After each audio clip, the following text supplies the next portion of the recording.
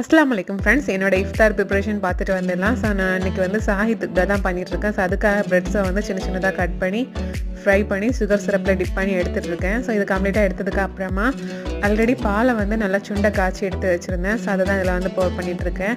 அதுக்கு மேலே some fried கேஷ்யூஸை போட்டு நான் வந்து டெக்கர் பண்ணி முடிச்சிட்டேன். நாங்கள் டெலிஷியஸான ஹைதராபாதி ஸ்பெஷல் சாஹித்துக்கு தான் ரெடி ஆகிடுச்சு. ஸோ இதை வந்து இஃப்தார் டைமில் எடுத்தால் போதும். இப்போ நம்ம ரெஃப்ரிஜரேட் பண்ணிடலாம். அடுத்ததாக சூப்பராக ஸ்பைஸியாக எக் பஃப்ஸ் தான் ரெடி பண்ணிகிட்ருக்கேன். ஸோ வந்து பேஸ்ட்ரி வந்து ரெடிமேட் பேஸ்ட்ரி தான் யூஸ் பண்ணியிருக்கேன். ஸோ அதில் வந்து சூப்பரான ஸ்பைசி ஃபில்லிங் வச்சு எக் வச்சு மேலே இந்த மாதிரி ஃபோல்ட் பண்ணி எக் வாஷ் கொடுத்து அவனில் பேக் பண்ணி சூப்பராக எக் பஃப்ஸும் ரெடி பண்ணியாச்சு.